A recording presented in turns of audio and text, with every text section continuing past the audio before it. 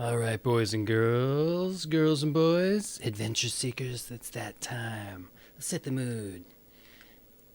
There we go. And what are we gonna do? We're gonna read us a little book by the name of Young Indiana Jones and the Circle of Death. That's right. Where did we leave off? Chapter 2. The train carrying Indy and Herman chugged along at an easygoing pace through the English countryside. A light snow had fallen, covering everything with a thin layer of white. They passed through small towns where shop windows glittered with holiday decorations. There were even some thatched cottages. Everything looked as if it had come from the color painting of an old-fashioned Christmas. Indiana Jones wasn't enjoying the scenery. His mind was miles ahead of the train, uncovering treasures at Stonehenge. Indy was inching to get to the dig, or itching, rather. The ride seemed endless.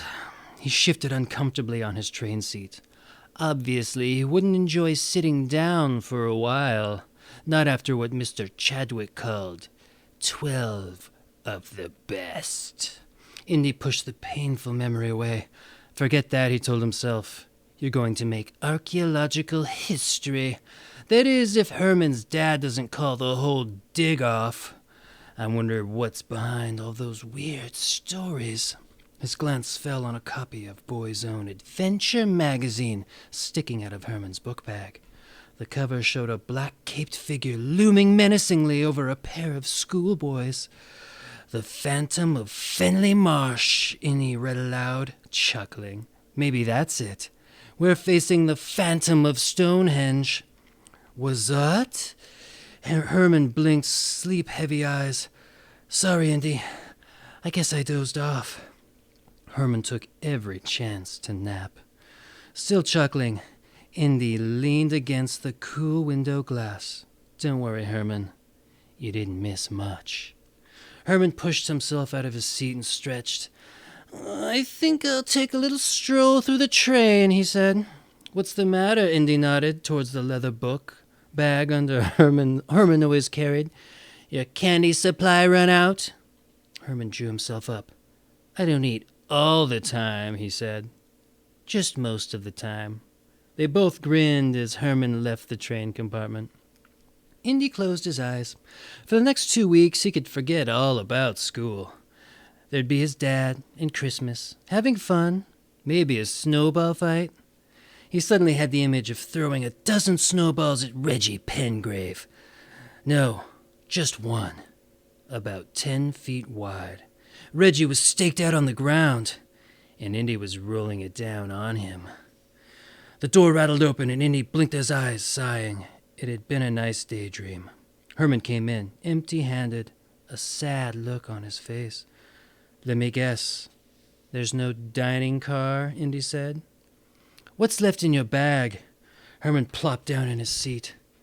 We're down to emergency supplies. Digging around in his book bag, he pulled out a crumpled napkin, a box of matches, and some rubber bands. Finally, he came up with an apple in a greasy paper package. Take your pick. Indy stared at the package. What's in that thing? He asked. Herman unwrapped it. Cheese sandwich, he said. Slightly squashed. I'll take the apple. Herman dug into his snack. Enjoy it while you can, he said, mouth full. We're almost at Amesbury. In fact, the next station the train pulled into was their stop. Indy jumped down to the platform with his bag, then he turned to help Herman with his luggage. Suddenly he froze. Herman, look down the platform. He grasped to his friend. Reggie Pengrave was getting off the train. It can't be Reggie, Herman said, struggling with a bag. Your eyes are playing tricks on you. Sure, Indy grinned. They're making me see this big, burly British kid with a big nose, who happens to look exactly like Reggie Pengrave. Stepping onto the platform, Herman glanced, goggled and stared. marching down the station as if he owned the place, was Reggie Pengrave. A chauffeur in a gray suit came after him, carrying his bags. "How lucky can we get?" Indy asked. "Reggie Pengrave right in our neighborhood." "Yeah," Herman said faintly. "Too bad Dad didn't rent a castle. I'd feel better with a moat between me and good old Reggie." "Boys," a cheerful voice called out to them. "Over here!" They turned to the other side of the station platform. Mr. Mueller was waving to them. Herman's father was a big fat man with a pink face. He looked like Santa Claus, if Santa shaved off his beard and just left a big walrus mustache. Wearing a huge overcoat with a fur collar, Mr. Mueller looked even larger than usual. For a second, Indy didn't even see his father.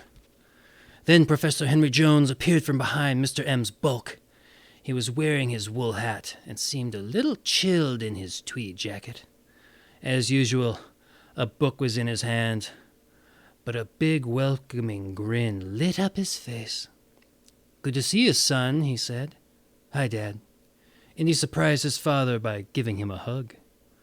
The prof managed to come down a little early from Cambridge. Mr. Mueller picked up a few of Herman's bags. "What did you do, son? Bring everything you took to school back with you?" Herman glanced at Indy and frowned. He didn't want his father to know about his troubles at Charlington. I didn't know what I was going to need," he said.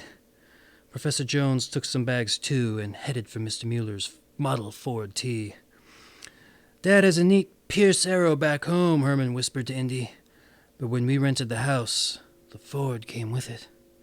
Mr. Mueller passed a group of people on the platform. A family by the look of 'em. A sandy-haired man in a cloth cap held a yowling sandy-haired baby. There was a sandy-haired woman, too. The baby's mother. She shifted a basket to one hand and grabbed the baby. "Evening, Carstairs," Mr. Mueller said to the man in the cap. "Joy of the season." To the boys, he added quickly, "Carstairs worked for me, then suddenly quit." And he stared at the raw-boned young man who snatched his cap off and nodded. Carstairs didn't look unfriendly, but he did look scared. Strange, Indy thought. They got into the car and chugged along country roads to a sprawling brick mansion.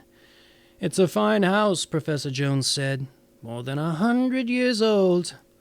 Not as large or as old as Pengrave Manor," Mr. Mueller said. "Pengrave Manor?" Herman echoed, glancing unhappily at Indy. "Is it nearby?" "It's the home of Sir Reginald Pengrave. About 2 miles as the crow flies," Mr. Mueller pointed off to their left. "More like 4 by English country roads." He brought the Ford up to the front entrance and parked there. "Pengrave is the local squire. I haven't met him, though. Somehow I don't think he cares for Americans." "Must run in the family," Indy muttered. A butler had the door open before they even reached it. "Cook has been waiting very anxiously, sir," the man told Mr. Mueller. "Dinner's been ready for some time." Smelling roast beef, Indy and Herman almost ran to the dining room. After his third helping, Indy decided he'd waited long enough. He wanted to talk about Stonehenge and the mystery. "How's the dig going?" he asked Mr. Mueller. "Not as well as I'd hoped. But let's not spoil dinner discussing problems." He changed the subject. "Do you know why they call it Stonehenge?" "It's Old English for hanging stones," Indy said. As a future archaeologist, he'd read all that the Charlington Library had on the subject. Herman pulled down his fork.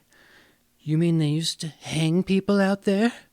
Professor Jones spoke up. "No, the huge heavy stones look as though they're hanging in the air." "They're held up by stone columns," Indy said. "What are they called? Trisom things?"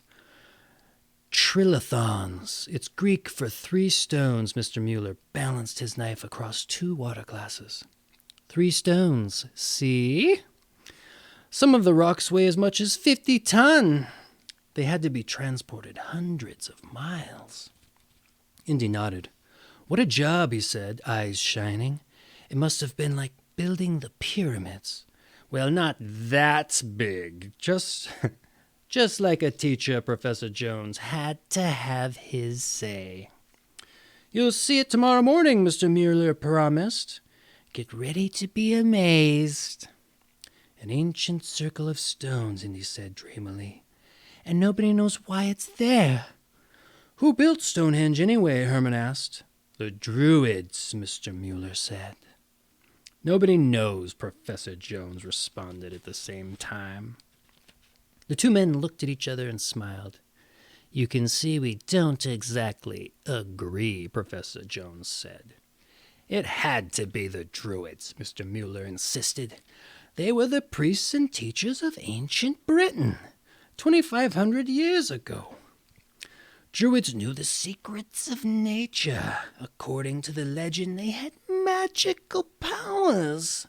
I'm sure Stonehenge was their temple, although they usually held their services in a grove of oak trees. Professor Jones shook his head. You sound like the people who belong to druid cults today. They dress in white robes and fake long whiskers and come to Stonehenge. You mean there are still druids around? Herman broke in. There are people who wish they were druids, Mr. Mueller said. They dress up and carry on some mumbo-jumbo. It's all nonsense, though. He gave Professor Jones a hard look.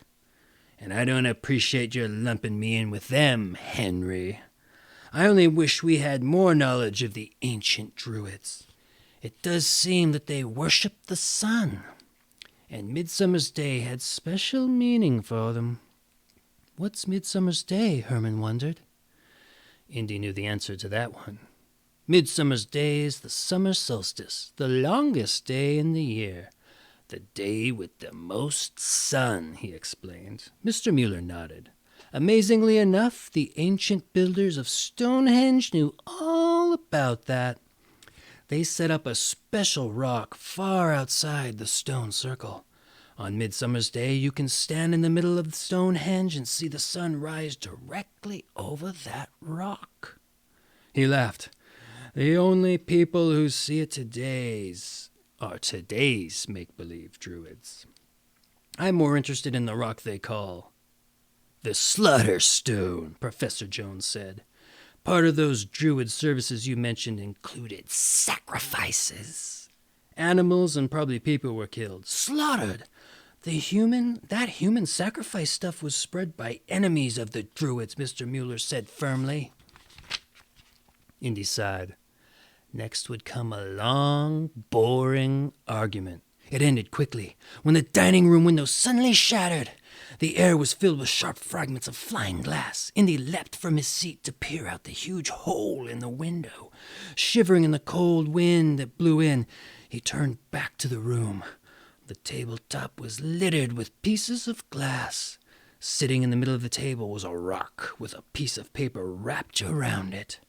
Professor Jones slipped the paper loose. What is it? Herman stammered. It's a page from the Encyclopedia Britannica, Professor Jones said, his face stiff with anger. What a shame to destroy a book of knowledge. He held it up. Its article about Stonehenge, and a message for us. A large red X had been scrawled across the page. Crude red letters also spelled out 3 words. Yankees get out. Ooh, run-ta-tan-tan, run-ta-tan, and that has been Chapter 2 of Young Indiana Jones and the Circle of Death. Dun-ta-dun-ta, ta-ta-ta-ta, by William McCay. Pum-pa-dum-pa, rum-pa-pa, rum-pa-ta, rum-pa-pa, rum-pa-pa. Join us next time, boys and girls and boys. Adventure Seekers, for Chapter 3 of the Circle of Death.